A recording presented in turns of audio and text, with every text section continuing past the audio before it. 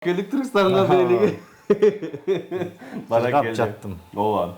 Негизи эфир артында ушундай көрүнүштөр болуп турат, урматтуу телекөрүүчүлөр. Негизи биз дагы эс албасак болбос элеге. Анткени Нурлан мырза кечээ күнү тойдо болгон, тойдун кызматы эл кызматына жүрдү. Бүгүнкү күндүн темасына алайык демекчиси. Өзүбүз билген теманы. Ооба. Саламатсыздарбы? Аман атамды туулган күнү менен куттап коесузбу? Кааларым чинден солук, узун өмүр, Аллахым эки дүйнөнүн бактылуулугун берсин деп деген экен да. Баракелде. Биз сапарыбызды уланта берели. Кесиптешиңерибиз. Биз болсо экинчи саатыбыздын алкагында дагы биринчи саатыбызда болушунча элибиздин жакшылыктан тойлорун оң жагында айттык, сол жагында айттык, жакшы жагында айттык, жаман жагында айттык. Негизи жаман жагы аз экен, Аз экен. Ана эмесе келиңиздер, мынакей экинчи саатыбызды баштап турган чагыбыз, урматтуу телекөрүүчүлөр, экинчи саатыбыздагы өзгөчө кадырлуу конок келип калган чагы биздин төрүбүздөн орун алып, ким деп турсаңыздар, ырчы аткаруучу, комузчу, аккордеончу Бакыт Эсенгулов, Бакыт мырза бүгүн бизде конокто. Кол чыгарыңыз. Кутман таң. Рахмат. Аман эсен келип алдыңыз. Келип алдым. Манай жакшыбы? Сиз дагы кечээ тойдо болгон окшойсуз, Жок. Албетте тарс эткеним бар. Тамаша. Келиңиз, кыргыз эли менен саламдашып, амандашып алыңыз, ана маегибизди баштайлы. Саламатсыздарбы жалпы кыргыз эли? Амансыздарбы? Эң сонун. Буюрса, жакшы, бардыгы жакшы. Ана эмесе келиңиз, сөз баштан болсун, чыгармачыл чөйрөгө качантан баштап аралаштыңыз? Башында жакшы чыгып келатып, кайра көрүнбөй кайда кеттиңиз демекчи. Анан кайра ушул чыгармачылыкка аралашайын деп калыптырсыз, себеби эмне болду демекчи? Сөз башынан болсун, келиңиз. Негизи чыгармачылыкка аралашкан себеп бул ырчылык, негизи обончулук бизде каныбызда бар. Өзү чоң атам обончу киши болгон экен. Ошол чоң атам балдар бардыгы аккордеондо, комузда мыкты ойной билишет. Бирок ошол улап, билим алып кеткендерден эжем баласы бар, мен окугам улуттук консерваторияда. Элдик ырдоо жагын. Ошол каныбызда бар экен. Болсо дагы болбосо дагы аралашыш керек болуп калды, тукум мулай. Үй бүлөнүн дагы бир мисалы өтүкчү болсо баласы дагы өтүк жасайт экен, ырчы болсо баласы дагы кандан берилип ырчы болот экен. Сиз атаңыз тамадабы? Бухгалтер. Досу да бухгалтер. Ана кайдан жайдан тамада болуп калдыңыз? Көрүп оомат келген. Оомат келгени баракелде, эң сонун. Анан айта кетчү нерсе, көбүнчө кайсыл аспапта кол ойнотосуз? Аккордеондобу же комуздабы? Көбүнчө комузда ырдайм, анан фортепианода ойнойм. Ошол кыргыздын аспаптарын. Бир сөз башталып, комуз менен бир жамды ишке болот. Эң сонун болмок. Келиңиз. Атайын көтөрүп келгенде. Жантан бери 1 сааттан бери жакшы эле сүйлөдүк го. Кечке. Анда ошол өзүм кенедеймен ушул Элмирбек Иманаевдин ырлары менен тарбиялуу ошол ырлары менен чоңойдук. Ошол агабыздын ырын ырдап берейин. Эң сонун болот.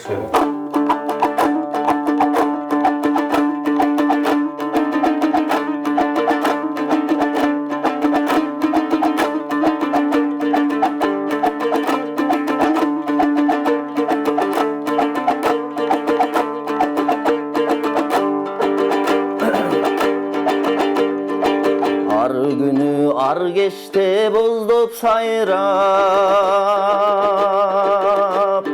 азгырып сезимди козгоп сайрап,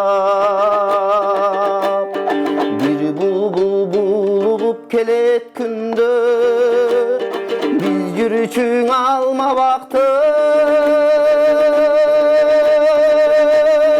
болжоп сайрап, ал бактан адашып күдүм калган, алшактан алмадай сүйүм калган, ал сүйүм булбулга айланганбы, ашыгын издеген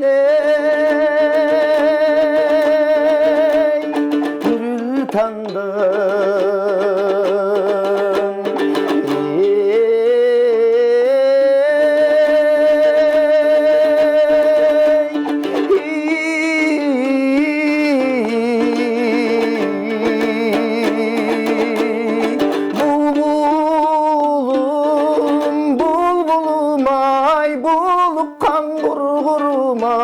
Бул кечте үнүң баспай, булуктун неге мынчай, булбулум булбулум-ай.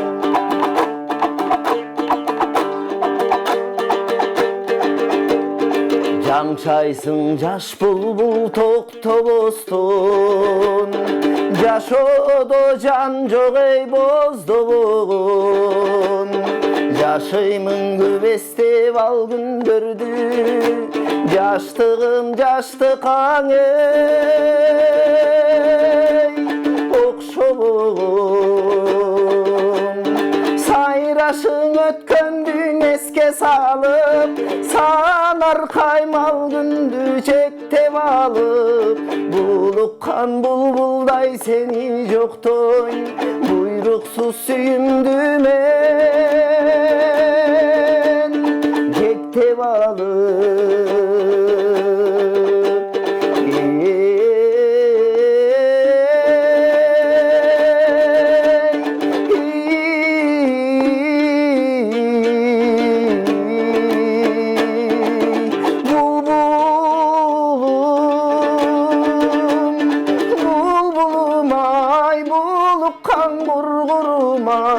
Бул кечте үнүң баспай, булуктун неге мынчай, булбулум булбулум-ай, булбулум булбулум-ай.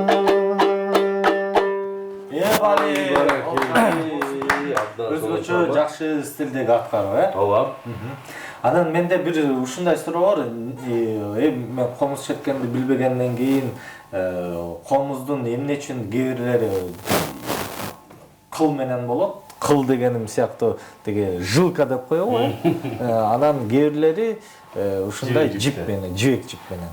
Экөөнүн айырмасы кандай болот? Негизи кыздардын үнүнө ушул берки эмне дедиңиз? Жылка жакшыраак да, негизи. Ичкерик жакшы чыгарып берет. Анан эркектердин үнүнө ушул жибек жиптен жакшыраак чыгат. Айырмасы ошондо турбайбы? Мен ошентип түшүнөм да. Бирөөсү жогорку үндү берет экен, бирөөсү ичке үндү берет экен. Ошол жылка тагылган комуздарды көп ушул низкий нотада көп уга албайм да, мындай ачып бере албайм. Анан негизи ушул комуз тандоодо дагы биздин баягы усталарга сурат, комуз чапкан, анан кийин бул комуздагы комуз кимге таандык комуз демекчи ошондой. Бул комуз ата-энемден мага белек болгон, туулган күнүмдө белек кылышкан.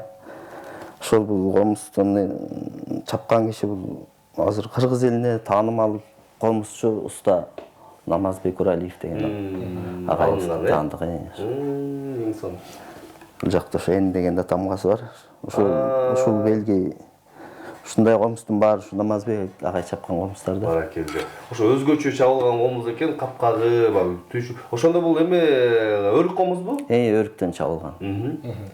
Баракелде. Комузду көтөрүп жүргөнүмө ушул комузду алганыма 10 жылдан ашты. 15 жылга жакындап калды. 15 жылга жакындап калды. Негедир эң алгачкы комузум ушуну жакшы көрөм неге. Мындан бөлөк да комуздарыңыз барбы? Мындан бөлөк канча комузуңуз бар? Мындан бөлөк да 2 комуз бар. Эң сонун. Буюрса негизи комуз, кээ бир комуздар 50-60 жылдыктагы комуздарды көрүп калдым. Бир өрүктөн жасалган, үнү такыр башкача чыгат, дейт атамыз заманынан калган комуздар экен, негизи. Анан негизи комузду жаңыртып туруш керекпи же кажети жокпу? Албетте комузду канчалык көп чертип турса, могу өрүк комузун баягы жыл өткөн сайын добушу ачылып турат экен да. Бирок ошол өрүк комуздарга таандык болсо керек деп ойлойм мен, Өрүк комузга таандык болду. Укканым бар да ошо. Мен да ошентип билем да. Эми чыгармачылык жөнүндө кеп курсак, чыгармачылык анан кийин мынакей Чыгармачылык мындан өзүм буга чейин ошол Айылда ат башында музыкалык центр бар эле. Ошол жактан тарбияланып, анан шаарда азыркы Таштан Эрматов атына колледж болуп калды. Биз окуп жүргөн училище болчу. Ошол жерде окудум. Ал жакты бүтүп анан Улуттук консерваторияда окудум. Улуттук консерваторияны 2012-жылы бүтүрдүм. Ошо элдик ырдоо жагын. Ал жакта көптөгөн агайлардан сабак алдык. Ошол эле Тобулбул аталган Токтобек Асыналиевден, Булбул үндү Кундуз Ташналиев эжесинен сабак алдык. Мурат Касей деген агайым бар, андан сабак алдык. Ошол мындан 10 жыл мурун чыгармачылыкка жакшы киришкем, ошо клиптерди тартып. Андан кийин баягы көрөк актер тирлик болуп баягы. Токтоп калган себеби эмнеде болду? Үй бүлөлүк шарттар менен Үй бүлөлүк шарт. Заман өзгөрүлүбү? Жыбыр өзү калдыңыз. Жок. Сүйүп калса кырлар көбүрөөк чыгат эле го. Ошол бул токтоп калган себеби бул дагы бир бешене деп коет экен, маңдайга жазган. Үй бүлөлүк абал, үй бүлөнү камсыз кылыш керек. Туура. Бардык жагынан. Ушул кезде азыр баягы өзүбүзгө керектүү тамды салдык. Үй бүлөгө баягы. Үй бүлөгө тийиштүү материал топтодук, Кудай буйрса. Ошол эми чыгармачылыкка кичинеден акырындан битке. Демек, үй салып аткан турбайсызбы? Буйрса. Бүтүп калдык буйрса. Астына ырчылар бүт эле подвал жагына студия салып алышат го, эми ыр жаздыруучу. Анан сиз дагы ошондой жаздырыңыз Кудайым буйрса. Аны да салдык. Анан кандай жаңы дем менен, кандай стиль менен чыгармачылыкты уланткан атасыз? Негизи эле мен комуз менен аябай эски ырлардайм. Ошол эле Богачын ырларын, Казыбектин газалдарынан ырдачып, ошол менен чоңойдук. Ошол комуз менен ырдагым келет. Ошол менен. Комуз менен. Эстрадный деп коет. Аранжировка жазып, клип тартып, ошол жаатта болобу же? Буйрса ошол фольклор, кыргыздын фольклорун эстрада эстейм, современный стилге салып чыгаралы деген ойлор бар, эми аны да көрө жатабыз го. Анан өзүңүз жалаң эле Элмирбек Иманалиевдин ырларынан ырдайсызбы же башка дагы улуу акындардын, улуу комузчулардын? Жана айтып өткөндөй эле ушул эски Муса Баетовдун, Атай Огонбаевдин ырларын ырдайбыз. Ошол көптөгөн обончулардын комузга түшкөн, комуздун стилиндеги ырлардын баарын ырдайбыз. Көбүнчө комуздар ырлар жагат экен сизге, эң сонун. Анысы кандай? Анда дагы бир жагымдуу. Азыр бир клип өтпөйлүкпү?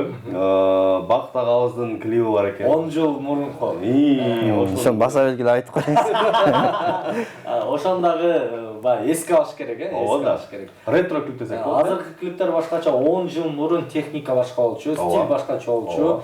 Дүйнөгө көз караш башкача болчу. Андыктан ошону эске алып, 10 жыл мурунку клипке назар салалык. Баракелде. Бул негизи клиптин аркасында мындай корутунду чыгардым. Эгер сүйдүңбү, аягына чейин чык деген экен, Орто жолдон баягы корутунду чыгарып кетип калба деген экен, Өзбекче. Чекеңди тырма. Бирок чындыгында эле чекемге түшкөн. Деп байкап тырмап койдуңуз, Баракелде. Мыкты клип болуптур. Мыкты. 10 жыл мурун тартылса дагы өзгөчө. Мындай орусча айтканда качествосы жакшы тартылыптыр, ой тилеги жакшы, бардыгы жакшы, эгиз кыздарды тапканы оригиналдуу. Оригиналдуу болуптур. Идеясы кимге таандык? Идеясы өзүмө таандык. Бирок каармандарды ошол клип тарткан балдар тапкан. Ошол White Line студиясы тапкан. White Line студиясы буюрса азыркы тапта деле клиптерди тапып жүрсөң, мыкты. Ушул алгачкы клиптеринен го дейм ушу White Line. Ал кезде сиз жаш кез, 10 жыл мурун бир аз арыгыраак кез.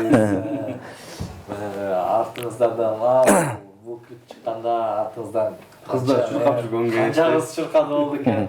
Анысы кандай? Кыздар чуркаганга чейинки даражага жетпей калдык го, бирок ошол учурда клип дагы бирок чындыгында өз максатына жетпей калды. Ошол кезде эфирлерден жакшы кетире алган жокмубу же эфирлер билбейм, ал жагын эми. Аракет кылып көрдүк, көптөгөн эфирлерге алып бардык. Кээ бирлер кетиришти, кээ бир эфирлерден кетпей калды, ошондой болду. Баракелдер, айта кетчү нерсе, биздин көрөрмандардын көбү азыр кызык болуп турса керек. Келген коноктун үй бүлөсү бар болду экен, туулган жери кайдан болду экен? Ошол туурасында кененирээк айтып кетсеңиз. Өзүм жана башта айтып өткөндөй эле, Нарын областына караштуу Ат баш районунда төрөлүп, ошол жактын чаң топурагына аралашып чоңоюп, Ат башынын суусун ичип чоңойдум. Азыр Кудайга шүгүр үй бүлөм бар, эки балам бар. Ошол кыска. Ошондо ошол клип тартылгандан кийин үйлөндүңүзбү же ага чейин үйлөндүңүзбү? Бул клип тартылгандан кийин үйлөндүм. Кийин үйлөндүңүз, э? Анысы кандай баягы чыгармачыл адамдары баягы эл менен көп жүрүп, анан өзгөчө ырчылардын баягы тандоосу көп болот го. Анысы кандай кыздардын тандоосу, э? Анысы кандай кызганыштар деле болот болуш керек, анысы кандай үй бүлөдө. Бакыт байке, кош келипсиз, чыгармачылык ийгилик каалаймын, ден соолук каалаймын, ар дайым ден соолукта болуңуз деп дил кайрык деген ырдырдап бериңизчи, суранам. Айко деп жазган экен. Рахмат. Айко деген көрмаңыз бар экен. Бүгүн апамдын туулган күнү эле куттуктоо жөнөтүп коесуңарбы. Кара Балта шаарынан Алымкул апабызды, Айымкүл апабызды куттуктап бүгүнкү туулган күнү менен апабызга арнап ыр суранабыз деген экен. Куттуктайбыз биз дагы. Салам Пирамида каналы, менин неберем Айтунуктун 25 апрелде туулган күнү, ошону куттап болачы. Мен чоң апасы болом, суранам, ишиңерге ийгилик деген экен. 25 апрелге чейин Эмес, бир күн эмес. 25-не чейин 3 жол. 25-не чейин дагы 3 жол чыгат, ошол 3-чү жол чыгып атканы куттуктайлы. Бирок эмне болсо да алдын ала куттап коелу, бар болсун, аман болсун делигем. Жакшы. Бул шашман чоң апалардын катарын толтойт окшойт да. Негизи туулган күн ошол күнү куттукташ керек. Келе жатканды куттуктаган болбойт деп коет го. Өтүп кетсе болот, эми өтүп кеткен болду калды да. Орто айтпак эмеспи, лучше поздно, чем никогда депчи. Өтүп кетсе кылбайт. Келиңиз. Эми сизден бир жагымдуу музыкалык чыгарма сураналы. Атай комуз менен келгенден кийин сиз Ыр айылдап келгенден ырдап берели. Ошол алдыда туулган күн ээлерин куттуктап, туулган күнүңүздөр кут болсун, өмүрүңүздөр узун болсун. Сиздерге арнап Барып атабыздын güzel кыз деген ырдап карайлайм.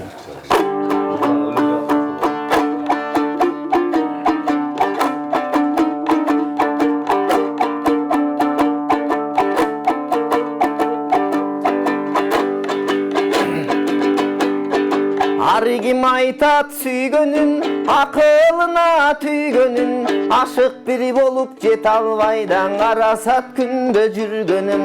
Мен дагы айтып берейин, ашыктыктан бир сабак, дак салдыңыз жүрөккө да дарди зәл güzel ак тамак.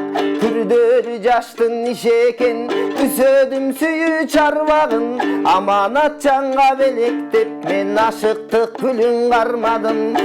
Ошо гүлдү беришкен, güzelдиңиз деп тобарганмын. Булактан көрүп чак түштүмүн, булбулдай аваз салганмын. Gördüm dalay uruğunu, geçtim bir dayran ulunu, İzdep bir geldim güzel kız, men ışkıdar sendey sulunu. Tanıbaysın sen beni, tarpi bir kılat el seni, tanışalı uşul jerden tartipti güzel gel beri. Kıylanı gördüm kıdırıp, kara su menen çarvaktan, kaş kirpigi tögülü vay, karasan kumar tarkatkan. Gökürök öңөрт koyubay, gök yıldızdı samatkan. Janada göktü görmökmün, men jaralgan bolsam ganaçan. Kalыңдан айгай калап бүткөн далыңдан, безеленген белиңден да беш талда өргөн чачыңдан. Чачың көлдүн камышы, өзүңүздү сурасам, эмгектүү элдин калысы. Surağanın sebebi süybey bir kişi gelebi, sıpayının çayından ay bilbey bir kişi gelebi. Sıyada bolsa kulak salgın, zarındın ukkun tilin dal. Gerek bolsa güzel kız, seni görü da turgan ey günüm var. Karangıda yol bassan ay çırağın bolup жүрөйүн. Günüge gelip su alçı men bulağın bolup жүрөйүn. Yaşırvastan açık ayt emine bolsa oyunda. Yüreğine ilingen ay tutkunun menmin torunda. Sıylasan da özün bil, kıynasan da özün bil. Ey tağdırım senin kolunda. Sıylasan da özün bil, kıynasan da özün bil. Ey tağdırım senin kolunda. Ay bana geldi. Kol çağlar olsun. Çıkarma. Гремет аткаруу. Эң сонун. Адан бир акындык жагыңыз айтышка чыгып көрдүңүз беле? Бир мындай аракет кылып бирөө менен айтышып көрдүңүз беле? Өзүңүздү байкадыңыз беле? Комузуңуз менен албетте мындай жөнүн айтышпай. Комузуңуз менен. Айтышып көргөн эмесмин, бирок аябай кызыгам. Бирок мындай төкмөлүк кылып жүрөм. Кылып жүрөсүз, Өзүм иштеген жумушум жакта бир юбилейлер болуп калса кээде жамактап, эми анын ачыгын айтайын, даярданып бутке камданып. Ырдап жаткан учурда ырыгыңыздын сөздөрүн унутуп калгандан кошуп ийген учурлар болду беле? Оюңуздан. Албетте болот, албетте болот. Мисалы? Албетте болот. Эл байкабай деле калат болуш керек. Ал Нурлан мырза көп калат окшойт да. Байкабай калды. Бул дагы бир талант болуш керек деп ойлойм. Токтоп калбай, Токтоп калбай. Бул да бир өзүнчө талант. Бул ар бир кыргызда бар негизи, чында көп байкайм, көп сезем. Ар бир чоң биз эл артисттери деле ушундай немеден өтүп кетишет. Жогоруда айтып калдыңыз, юбилей болуп калганда, чогулуш болуп калганда жумушуман ушинтип ырдап калам деп, жана бүгүнкү күндүн темасы той болчу, кыргызымдын тою. Сизге жагабы, кайсыл жактары менен жагат, эмнеси менен жагат дегендей. Кемчиликтери, жакшы жактары, эмнени өзгөртөт элеңиз? Той көбүрөөк болсун дейсизби? Той болуп турган жакшы да негизи. Той болгондо жакшы, болбогондо жакшы деп айтат. Сиз кайсынысына коштуңуз? Кошумча издегенде болбой эле койгон жакшы. Кызмат кылып атканда болгону жакшы. Эми тойдо жакшы көптөн каалоо тилектер айтылат. Эзелтеден ошол биз кыргыз эли бата менен агарып, бата менен көгөрүп келебиз. Анын баары бир себеп менен айтылат, тойлордо айтылат. Жөн эле киши азыр бата бербей калды го. Ошол үчүн тойлордун болуп турганы жакшы. Тойлордо көп эле кызмат кылдык. Ошол. Болбой койгону жакшы дегенге кандай? Аны сиз жооп бердиңиз окшойт. Ошол кошулам деп. Эми тамаша катар ушундай бар. Саламатсыңарбы? Ат башыдан экенсиң, үйүңө береке. Кайсы айылдансың? Эжең Гүлнар ат башыдан деген экен. Мына туугандар чыга баштады деле. Баягы Кыргызда уурусун билбеген кыргыз эмес дейт го. Ат башта өзү чериктер көп. Черик балам ат башын район өзүндө төрөлүп өсүп чоңоюп ошол жакта окуп ат башын өзүнө. Саламатсызбы Эрлан байке, Нурлан байке, мен атамды 11 апрель туулган күнү менен куттуктаймын. Жакшы берип коюңуздарчы деп Бекжан аты көрөрмансың жазган экен. Анан келиңиз комузду колго алгандан кийин, аккордеон чертип жүргөндөн кийин обон жаратсаңыз деле керек, Өзүңүзгө таандуу обондордон барбы? Обондор бар. Обондор негизи мен көбүнчө фортепианода чыгарам. Бир комузда бир кыргыздын колоритин ырдап жүргөн мен бир обондорум. Кет өзүм атка албайм да өзүм ырымдачы. Комуздун обону менен фортепианода бир көп музыканын тоспалдары угуп айтып калат. Татаал кылып жазып алыпсың депчи. Ошого байланыштуу ошол ырларын татаал деп жазып алыптырсыз деп айтканына карап, ырлардын диапазондорун, ырдын диапазонун кененирээк кылып алат окшойм да. Ошол буюрса аларды да иштеп атабыз. Эми чыгармачылык баштасак чыгарганга аракет кылабыз. Балким сиздин добоңдорунузду дагы бир адам ырдап чыгаар, Неге ушундай буюрса, болот? Баягы өзү ырдаса жарашпайт, башка бирөө ырдап чыкса, Жо ошондой болот экен, мен дагы ошону өзүм жон териме сезгенден таң калып калдым. Мурун айтса таң калчумун. Анан кээде баягы эфирлерге барганда да кээ бир ырчылар чыгып алып, "Ой, эртең үнүм ачылбай атат, анын десе, эми жөн эле ырдабай кирчү болгон." Экелем дейт. Анан азыр чынында радиолорго барып жүрөбүз, бирок радиолор көбүнчө эфир түштөн кийин болуп. Кечинде. Бул жакка эртең мен келгенде чынында ошондой болот экен. Ошол учурда ырчылардан кечирим сурап кетейин. Несі болса да біз ачырабыз любой ырчымды. Тамаша дейт. Келиңиз эми сизден сураналы дагы бир чыгарма.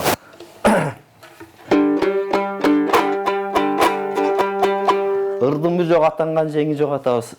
Көк сулууга ашык болуп Жакшы бараш. чыгарган термеси бар, ошол термеден кыска ырдап берейин. Бул өзү узун, эми эфир бүтүп калат го.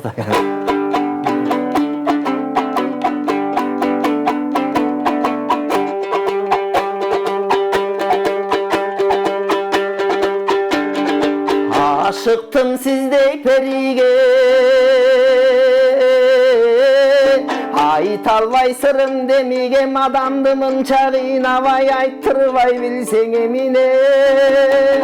Kızıgam sizdey periге kıynalam çındap demige, kişini mınça çurkatpay degen oldu kıynavaya bilsen emine.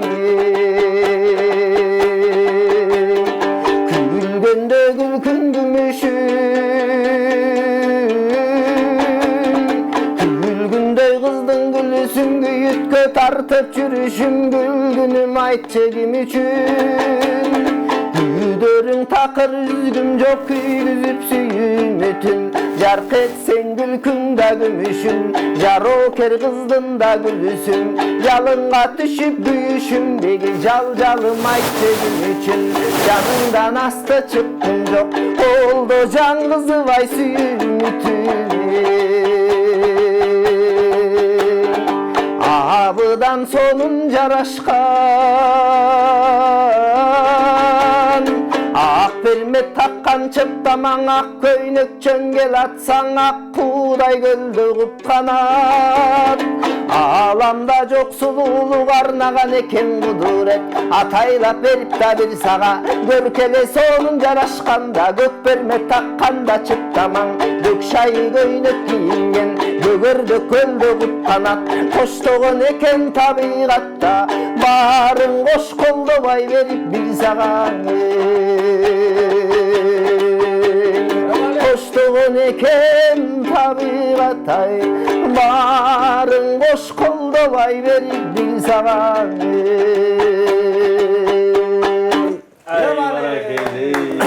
Кандай сонун биздин залкар адамдар өткөнү дүйнөдөн өзгөчө. Не деген Жөн эле аттан аттап койбостон, мисалы үчүн кесиптешим Нурлан бир кызды сүйүп калсачы, атын айтып сүйгөнгө айтат да, негизи илгери баягы атын айтпастан көк сулуу, мөлмөлүм деп güzel кыз деп караса өзгөчө. Аттан айтпай. Азыр Мирайы да сени жакшы көрүп калдым деген. Бегимай деген жактылар. Көзүң кара экен, ошо кара көздөрүңдү сүйдүм. Баракел. Чач кой берилген. Чач кой берилген. Негизи ар бир замандын, ар бир мезгилдин өзүнүн талабы бар, карасаңыз. Негизи бир жылдары билем, биз анда мектеп окуучусу болсок керек, 6-7 класс. Баягы 9 класс кезде окуп жүргөнүзө чачтардын баары тең узун болчу. Азыр байкасаң баары тең кыскартылган, өйдө жагы узунураак, оң жакка таралган да. Сиздикиндей.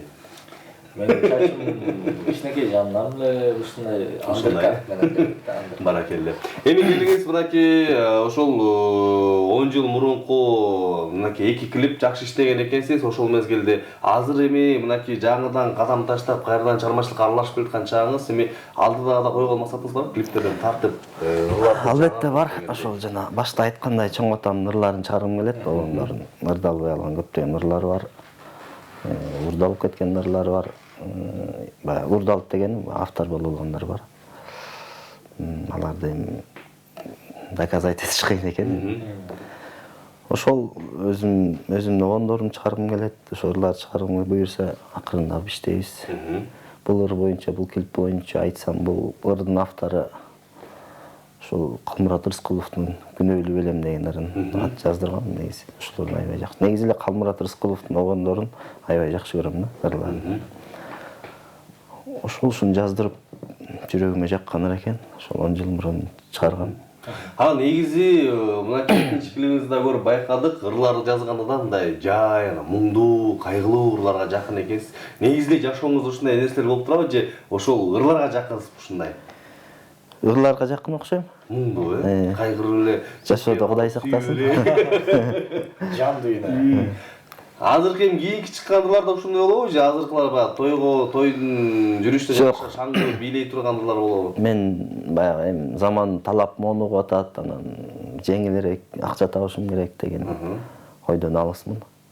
Өзүм жан дүйнөмдөгү ырлар чыгаргым келет. Жан дүйнөмдөн эмне чыкса ошону тартуулагым келет да.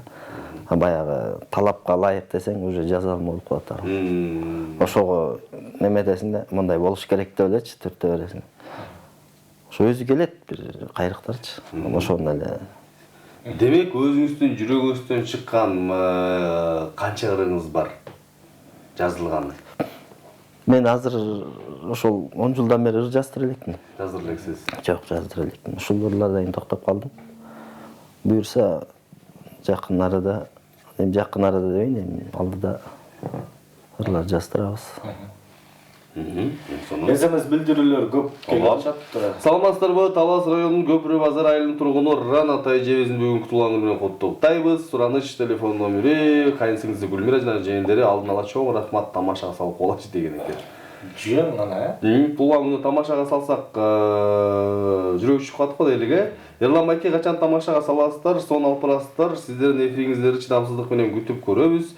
Жандарым менин шириндеримди жазып экен го. Баракелде. Бакыт, салам сага, ийгилик. Мен Мунарбек, номерди берип койгулачы, үнүнө береке, окуп койгула деген экен. Берип коебуз. Мунарбек деген экен. Аман байке, өздүк майрамы менен ден соолук, ишиңерге ийгилик, үй бүлөлүк бакыт, талай кадырлуу чоң ата, бир туугандар, насачы ата урунан жөлөк болгула, жеңем менен узак жолдорго бирге болгула. Кудай эки дүйнөдө бак тартууласын деп карындашы Динара, күйөө балаң Хамид, жээниңер Нур Мухаммед деп жазган экен делиге. Баракелде. Кабыл болсун, рахмат. Кандайсың Аркотмантаң, менин баламдын туулган күнү менен куттап койгулачы. Эгиз акелерим, укамды куттап коюңуздарчы. Мамам менен папамды таң калтырып, алар билишпейт деген экен. Алдырып. Баракелде. Эң сонун. Жакшы самастар. Ооба. Болду. Биз сабак улантырели, анан кийин эми алдыга койгон максатыңыз кандай? Алдыда 10 жыл аралыгында аябай тыныгуу кылган экенсиз, эми баш отуңуз менен киришип дагы баягы жаңы жаратмандык менен иштейсизби же болбосо дагы биртке иштеп туруп баягы 10 жылга дагы тынууга кетип каласызбы дегендей. жок болду эми. 10 жыл. Бул жетет го ушул эми айыл иштеп ырдап чыгалы, өзүбүздүн буга чейин окуган билимибизди. Ушул кезде мектеп Борбор калабызда бир лицейлердин биринде сабак берем. Музыка сабагынан кружоктор бар. Ошол анан көбүнчө ушул мен да бир илимий жактан да өзүм сынагым келет. Ушул музыка сабагынан китептердин жоктугу өкүндүрөт да, жакшы китептердин чыкпагандыгы. Кыргызча. Биз бала кезде бала кирбес деген китеп бар болчу, азыр ал китеп Сары китеп. Сары китеп бар болчу, ал китеп жок азыр. Ошол мен анча-мынча бир-эки китептерди көрдүм, бирок максатына жетпей калган китептер. Ошол боюнча да өзүм сынап көргүм келет. Ошол Жакшы ойлор экен. Жакшы тилегиңиз бар экен, чын эле кичик балдарга арналган жол. анан музыка сабагындагы мен ушул жогорудан пайдаланып суранып кетет элем, ушул музыка сабагын 10 класска чейин бериш керек деген ойдо. 4 класска чейин эмес. 7 класска чейин болот азыр. 7 класска чейин. Мен 7 класстарга сабак берем. 10 класска чейин болсо анда жанагы азыркы жаштардын баары эле музыка сабагында виски, кола деп ырдап калышат го. Жок, биз үйрөтө турган абдан көп материал бар. Кыргыздын маданияты. Бирок мен бир четинен ошол өкүндүрөт. Мисалы үчүн мына Боордош Казак Республикасында эле домбура ар бир үй бүлөдө илинип турсун деген өзүнчө бир буйрутма бар экен. Мен жарлыгы. Домбура боюнча укканым бар, ал жакта атайын домбура сабагы бар экен. Домбура сабагы бар. Музыка саламыз, домбура қазақмын саламыз. деген эле ошо домбура билиш керек экен. Ансыгарда бизде мен кыргызмын деген ар бир жаран комузда үйрөнүш керек деген тилектешмин да. Болбоду дегенде 1-2 күн билип алса деле баягы колумуз кам дыңылдатып койгонгочу мисалы үчүн. Баягы баш оту менен кирип кетпесе де турабы? Тура. Билиш керек. Билиш керек. Ошондо гана мыктылар, мындан да мыктылар чыгат. Анан мен бир ойду айтат элем, бул бизде мисалы казактын домбурасын сатып алсаңыз, мен уккам, бир 10 000 долларга чейин турат депчи, казактын домбуралары. Бизде комуздар эң кымбаты 20 000 сом. Эгер комуз ушул 100 000, 200 000 керек болсо миллион сомго чейин чыкса, ошо баркталат беле депчи. Ош базарда бир 1000 сомдук, 1,5 миң сомдук комуздар бар. Ошон үчүн бизде комуз көп.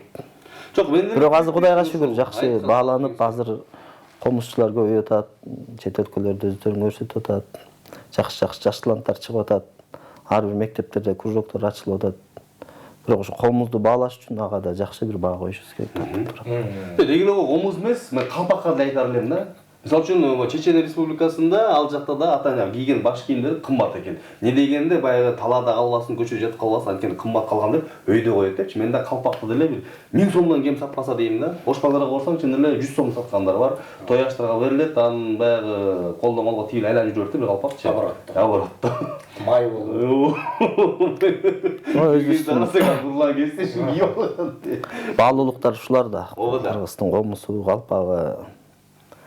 Чын сиз айткандай кымбатыраак кылып койсо булардын Ак калпактар негизи Кытайдан тигилип келип аттыр азыр. Ошону бир жогорку кеңеште бир депутат айтты эле, ошол калпакты киргизбеш керек деген. Комузду дагы Кытайдан жасап алып келип аттыр. Үрүмчиден ошол чоң суроону койгон экен. Ошол бир ошол боюнча айтылган боюнча калыптыр да. Ансыгандай. Ишке ашыш керек. Алдыңкы жылдарда делеге. Эң соңунда анда мисалы сизден сурана алды бир жагымдуу музыкалык чыгарма. Жанатан бери чоң атам болгондору, чоң атам ырлары деп айтып келдим. Ошол чоң атамдарынан бир болсун. Жүрөгүң сейт деген жакшы коону бар. Ошону аткарып берейин.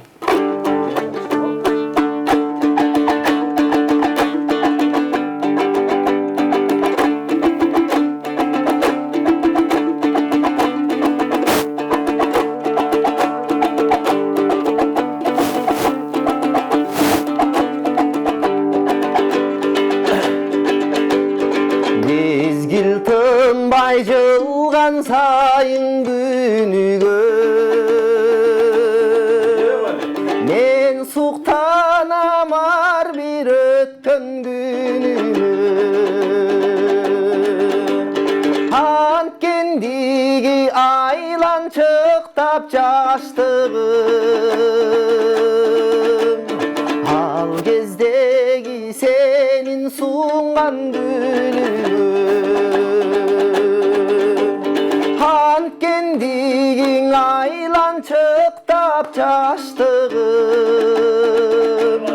ал кездеги сенин сунган күнүгө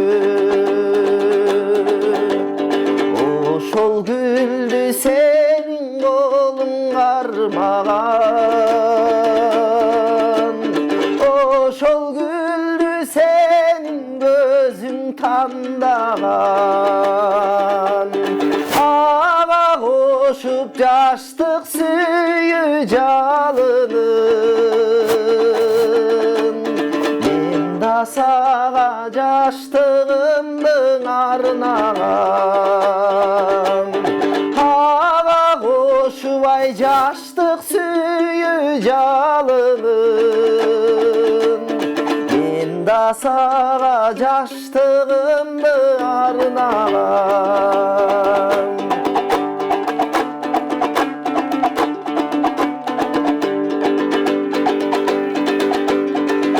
гүлдөр жайнап гүл бактыга чалынып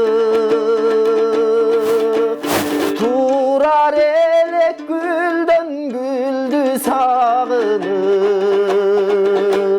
Aylar ötse, yıllar ötse aradan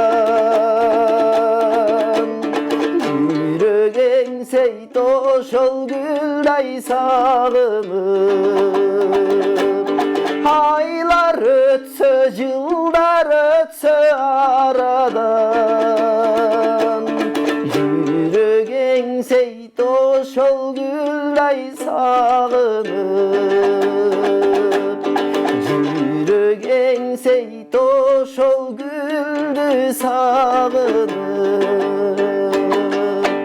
Ай баракелде, ол чабалар болсун. Мыкты обам экен, Канарыктан суу агат демекчи, мынакей негизи сиздин чоң атаңыздан эле бери көрсөтө келаткан экен да буюрса. Берсе. Анан ошондо чоң атаңызга таандык канча обон бар, ырлары бар, анан ошонун канчасын аткарып жүрөсүз? Же баарын аткарып жүрөсүзбү? Эми бул чоң атамдын көптөгөн ырлары жоголуп кетти. Анын бир өзүнчө тарыхы бар. Бул жактан айтпай эле коеюн. Көп сөз ал. Бирок өкүндүрөт ошол обондор жоголуп кеткендеги. Ошол мен баягы ушундай эжетип жүргөн кезде чоң атам тирүү болгондо баягы биз жазып калат белек деген. Ошол балдары дагы ошол нота билбегендиктен ошол ырларын сактап кала алган эмес да. Ошол мен азыр өзүм жүрөгүмө жакын аткарып жүргөн ырлары бар. Бир ончактыры бар. Негизи ар бир ырды видео тасмага жазып же диктофонго жаздырып калыш керек экен, үй бүлөлүк архивге сактап. Мисалы үчүн азыркы ырдаган ырларыңыз бизде Пирамида телеканалынын тарыхчасында калат. Буюрса кийин дагы 10 жыл болобу, канча жыл болуп кайра окусак болот. Мунун баары тарыхта сиздин айткан сөздөрүңүздүн баары биздин маектерибиз негизи видео тасмага тартылып бул жакшы нерсе. Жакшы нерсе. Сиз айтканын улам окуя түшүп калды. Менин атай атам акын болчу, ырга жакын болчу дегендей. Бир жолу ошол көз көрбөй калган кезде, андан кийин ошол анда кассета менен магнитофондор бар эле го, ошол жаздырып койсо болот эле. Бир пустой кассетаны алып келип, анан айтты, мен азыр өзү жазган ырлар бар да, ырлардын сөздөрүн унутуп калып атам, сен кулагыма шыбырап туруп, мен ырдап турам деп. Ырдап баштады. 3-чү куплетке жеткенде сөздөрүн унутуп калды, мени мынтип койду да, кулагына шыбырасам, ия. Ошонусу жазылып калды. Анан мен күлүп таяк жеген учурум бар да, анан ошонун баары жазылып калган, ошонун баары дагы деле бар да, угап күлөбүз азыркы тарыхта. Тарыхта. Аны кассетадан дискке турат. Чоң атам ырлары негизи нота түшүрүлгөн экен. Түшүрүлгөн экен. Ошол кезде түшүрүлгөн экен, анан ошол ноталар жоголуп кеткен экен. Ошол ушуга чейин кейим да ошол ырлардын жоголгонунчу. Эмне деген эмгек, эмне деген уйкудан калып. Обон жазышты эле азыр обончулар түшүнөт болуш керек. Кыйын. Абдан кыйын. Ошол анан чоң атамдын бир Чечтөбөм деген ат башы элине таанымал ыр бар. Баары билишет. Бизде Чечтөбө билип уккансыздар. Сөзүн Өмүр Кулгулумбаев атабыз жазган. Алар бир доордун адамдары. Өмүр Кулгулумбаев да бизде ат баштан чыккан мыкты акындардын бири. Ошолордун авторун да көбү билишпейт, ошол Чечтөбөрдүн автору экен депчи. Чечтөбөрдүн автору ошо эми чоң атамдары. Буюрса аларды дагы ошол иштеп азыр аранжировкасы даяр. Аранжировкасы баягы тирүү аспаптар менен коштолгон. Буюрса аны да чыгарганга аракет кылабыз. Анда ошолорду жаңырта кетсеңиз болот, убакыт карамагызда бир нече убакыт. Ошо менен жыйынтыктайлы. Ошо менен жыйынтыктасак. Жок, аларды немете турат. Кайда турат? Ана башка Алыр башканы сураналы. эми нарындыктын ат башылыктын да айтып кеттим мен атамдар. Ашырал Айталиев атабыздын ушул стили ырдагандары абдан жагат. Мындай тажабай угам да. Ушуга чейин интернетти ачып алып Ашырал Айталиевдин ырларын көп угам. Ошол легендага айланган сагынганда деген ыр, темасы ушундай, бирок нарындан жазган Саламга ат деген ыр бар. Ошону эми колуман келишинче аракет кылып аткарып берейин.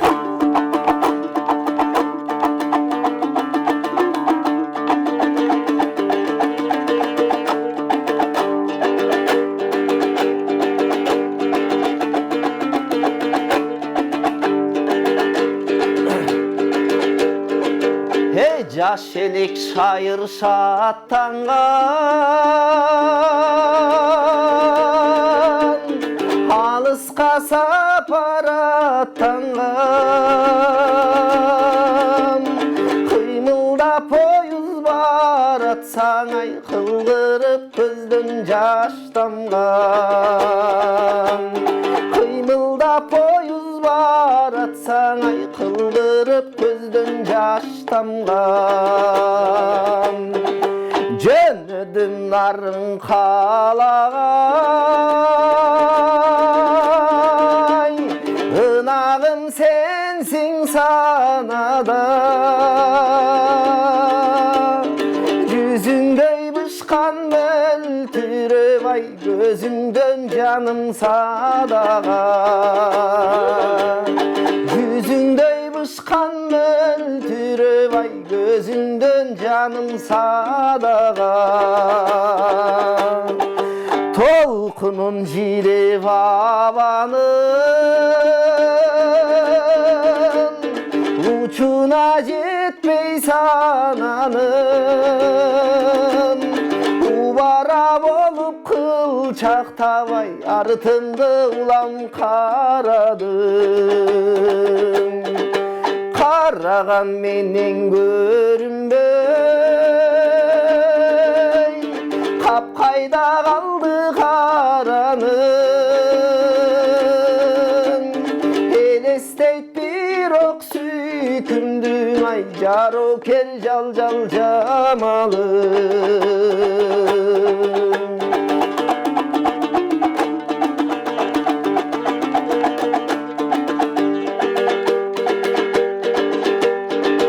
Oylosam bolup köngül şad,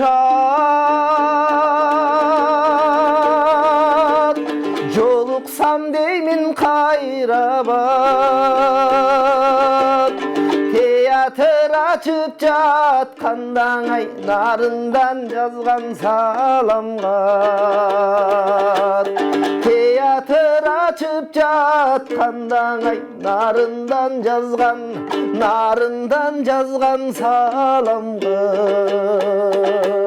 Ой, баракелли, кол чабуулары болсун. Ушундай жагымдуу мүнөттөрдө биз эфирибизди жыйынтайбыз делге. Экинчи саатыбызда анда эмесе келиңиз, Бакыт ага сизге эркин микрофон берелик. Жалпы кыргыз элине болот. Ошол жалпы кыргыз элине эмне каалайм, ден соолук болсун. Бул бале оор жабышты, ошондон алыс болуңуздар. Эң негизгиси ден соолук болсо, ой максаттын баары орундалат деген ойдомун. Ошол.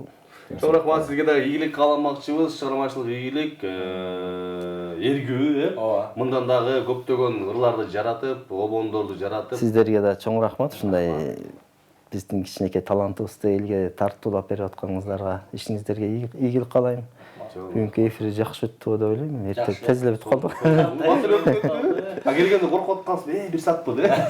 Тамаша. Кандай буюрса чоң атаңыздын көптөгөн обондорун жаратыңыз. Ал мыкты обондор, мыкты чыгармалар ошол боюнча кетпеш керек. Элибизге калыш керек. Нечен жылдардан кийин ошол